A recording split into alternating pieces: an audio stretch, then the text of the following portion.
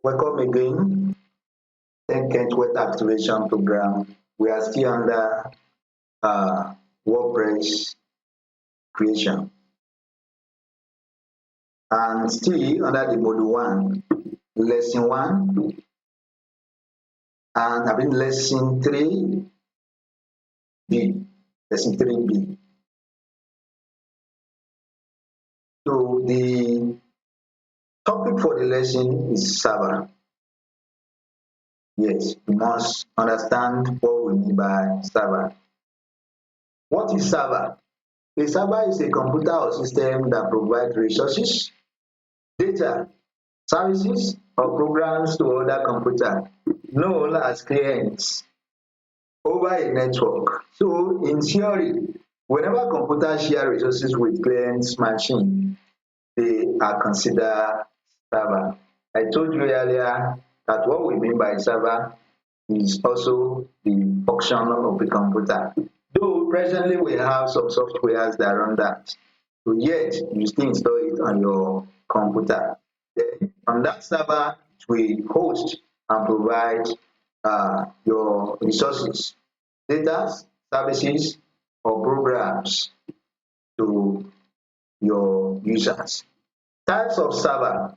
There is three types of servers mentioned here. We have web server, mail server, and a virtual server. So a server may be designed to do a single task, such as a mail server.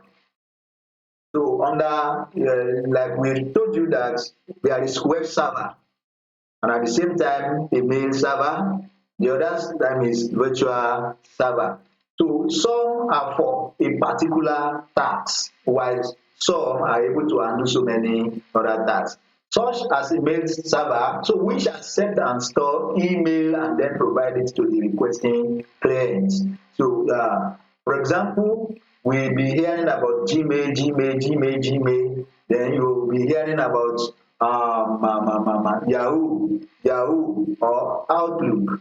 This their server is hosting. Gmail is a product or services being offered by Google. So Google owns Gmail. Then that Gmail alone is a very big company. Apart from so many other products and services being offered by Google. So that Gmail now, that services, the mail server, they have the server for that email alone. The same thing applicable to Yahoo when Yahoo was still popular in this part of our region.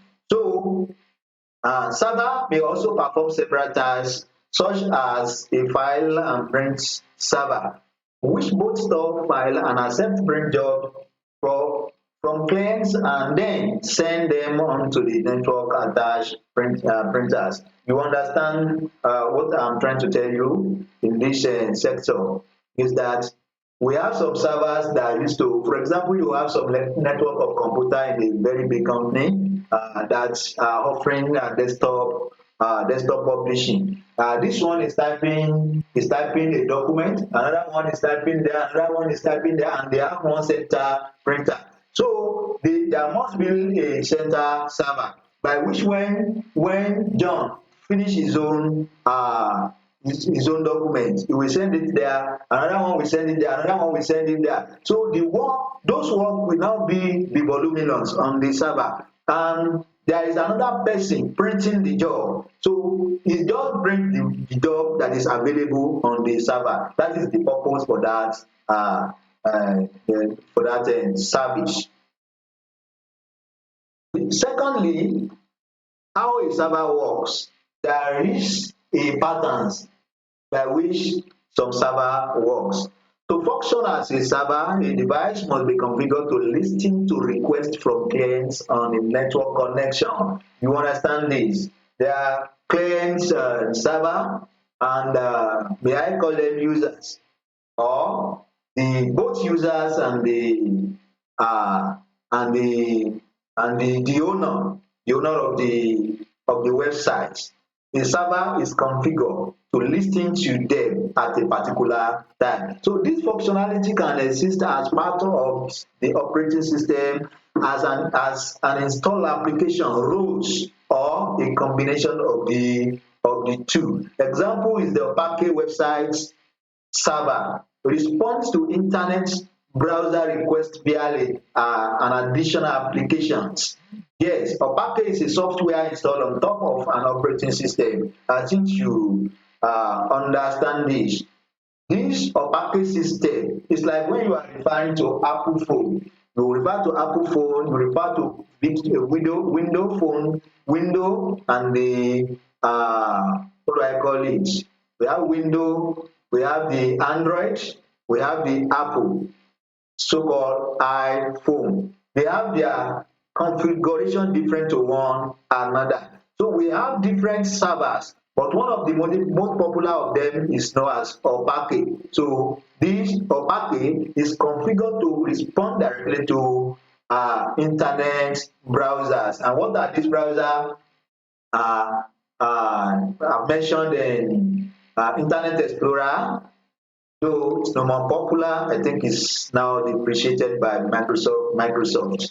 We have Google Chrome, we have Mozilla Firefox, we have Opera Mini, and so on and so forth. They work hand in hand. Other thing you need to know about this is when the clients require data or functionality from a server, it sends a request over the network. When the clients send a request to the server, then the server will get this over the network. For example, the website where you are listening to the lecture now is hosted over there in USA. And whatever we input into it, our server will receive it immediately. And now you, as our user, you browse and search for this one and that you want to listen to, your study, you want to check your study material. The server will make it available for you. Those are what we are trying to tell you here. So the server receive this request and respond with the appropriate information. You are not been searching for 10 kinds a web activation program and it later gives you snake kinds web activation program. No, it will never do that. It always acting accurately. So this is the request and the response models of client server networking. Also known as the call and response model. You make a call. For example, you dial a call on your phone. Immediately you dial a call on your phone, it will first go and land on the MTN or whatever network you are using. It will land on their server, then it will now send it back to the exact phone and the number the person is using. And the person's phone now will now ring and they will pick it, you now be talking to one another. So is it the owner of the website input a data or files through their website into the server, then you as a user you make the request. That is what we call send call, web call. Once you input something, then you make a call by pressing enter on your keyboard. Yes, then you wait for it and it will receive the information, you will search for it and it will come back and tell you and give you what you requested for. C is performances. The performances of server. A server will often perform numerous additional tasks as part of a single request and response. Number one of it is verifying the identity of the requester. Verify. Let me show you this one. The example is when you want to log in to a particular website. You want to log into a particular website, you just write, you ask your email. Let's input a particular email now. doc@gmail.com. Then you enter your password.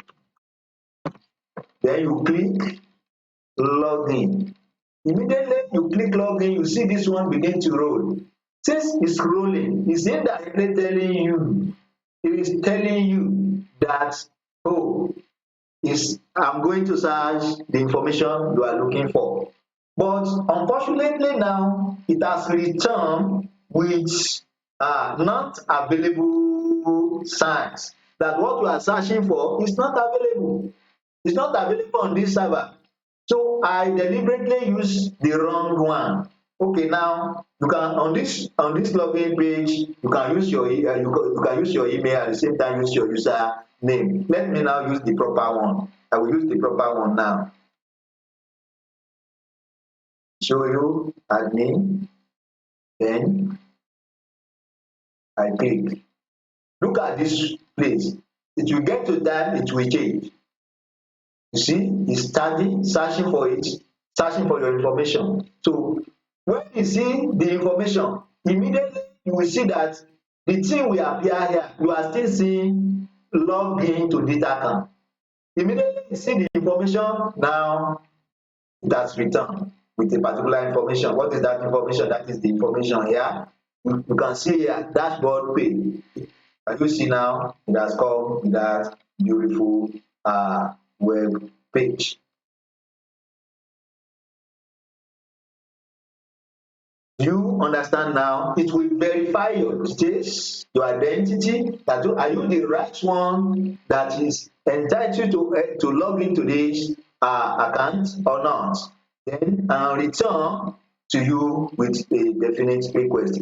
It's ensuring that the client has permission to access the data or resources requested and so on and so forth. You must have the direct permission. There must be permission. You must be permitted by the admin of that particular website to access the requested. For example, you sign up as a user. There is difference to the person that sign up as an admin or the person that sign up as an administrator or even the user are different to one another. You can understand that now you are a student on this platform. Other people are on this platform that do not have right to our learning content. They are only there to socialize and do so many other things there as you can see. So that is it. And immediately once you don't have rights to the learning portal, it will redirect you to where you're supposed to go. And thirdly, properly formatting or returning the request response in an expected way. So those are the activities. Types of server. Types of server. There are many types of servers that all perform different functions. They perform different functions.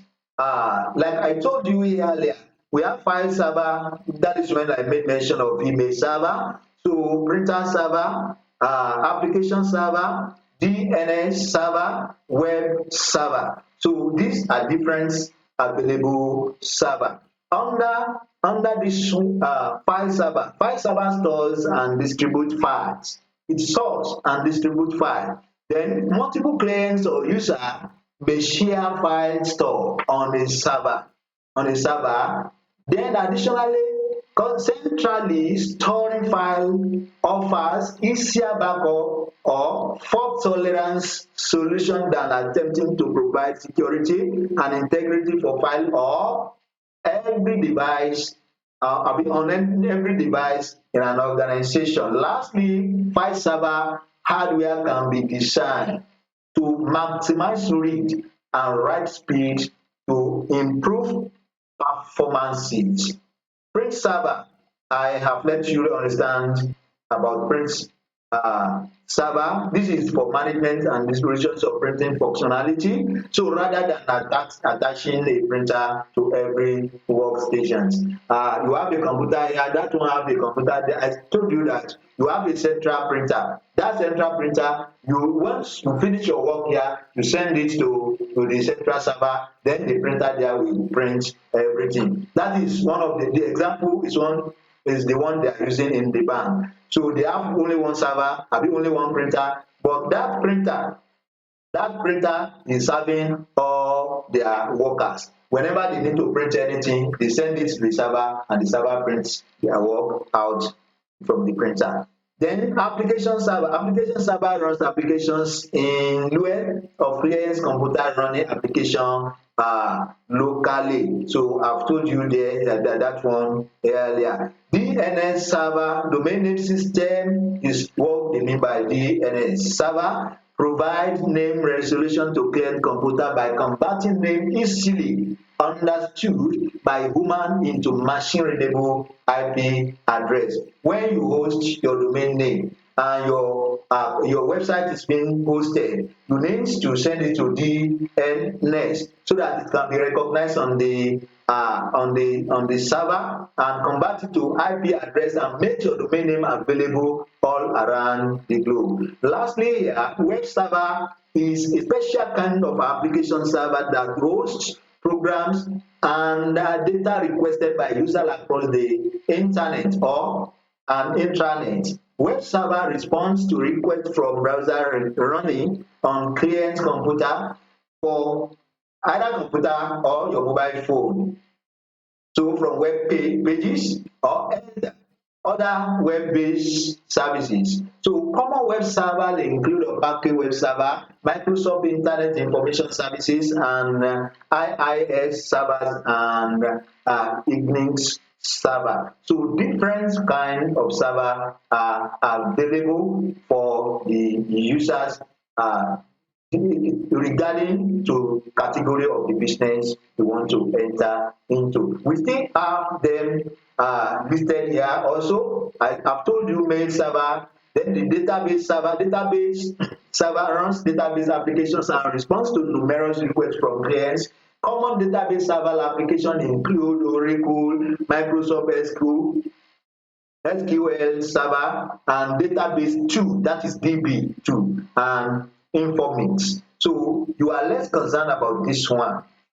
Though it is those people who are managing large population of people, they need database server. For example, if Nigeria or United Kingdom want to have the name database for their citizens, so they need this server. Virtual server is used virtual hardware as usual, and the hypervisor passes the actual computations and storage needs onto the real hardware beneath, so which is share among all the other virtual services. So this one is directly referring to the software by which it is virtual, but the functionalities work in connection with other server. We have processing server also. A processing server acts as an intermediary between the client and the server. So often used to isolate either the clients and servers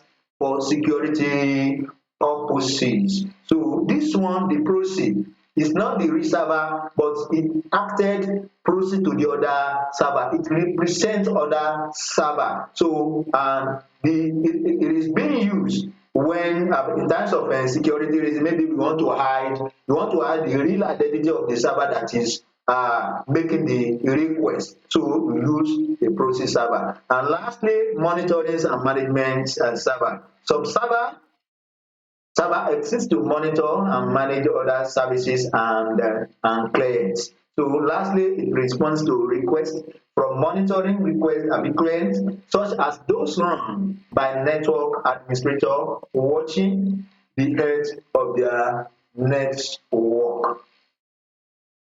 Other thing here, which is the last page we will touch before we end this section, is the examples of the server operating system. The example of the server operating system, Microsoft Windows Server. Now, let me tell you this, that so many companies, those big companies like Facebook, like Google, like Microsoft they have their server, some with cloud server and so on and so forth. So the example is first Microsoft Windows Server. Certain computer was set. The first one, they have the first generation, second generation, and the second generation. So we do not really need all these things, but I just need to let you know before we move to the real course. The first one created was certain computer was set to share resources and respond to requests from clients. That was what Bill Gates did then. So the second generation of server was Windows NT. You will be seeing this one when you go into the control panel of your Windows computer. So you see this, it is 3.5 and 3.51 version. It runs on many business and network. And thirdly, Windows Server, the real server that we can talk much about came up in 2016. There have been server in the past. I do not mean that there is no server, there is server in the past. But the third generation for Microsoft Windows is in 2016. So this version supported numerous applications and database as well as version that allow virtual server. That is the examples about the Windows Server. The Linux and the Unix server. So the other major player in server operating system is the Linux and Unix Red. Then lastly on that, as an open source operating system, Linux is very popular as a web server, often with the opaque web application server installation. This one I show you here, the server I show you here, these people are using opaque. They are using opaque, and then Linux, you understand that they work in hand. They work in hands together, and it is configured for web browsing. Thirdly, NetWare. We have NetWare. So although no longer made, NetWare was major players in the server software space as the client server era was ramping up. Eventually, NetWare moved its server operating system to a Linux-based kernel and named it a novel Open Enterprise Server (OES). So that NetWare is now obsolete, is no more in the market.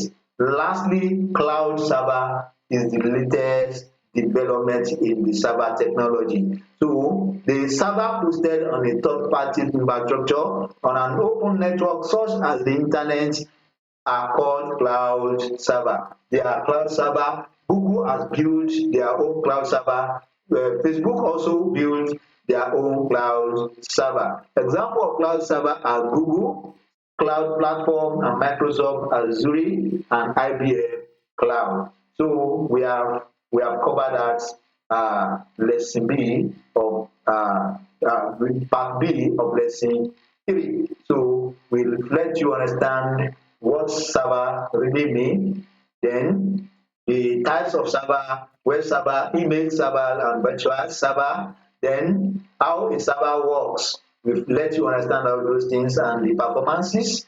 Then types of server will let you know about file server, printing server, application server, DNS server, and web server. Then additionally, mail server, database server, virtual server, process server, monitoring and management server. Then lastly, here we show you the example of the server, the Microsoft Windows server, NetWare server, and the cloud server. So the Lord will help you to be successful in the lesson. Let's proceed to the, you can proceed to the next lesson.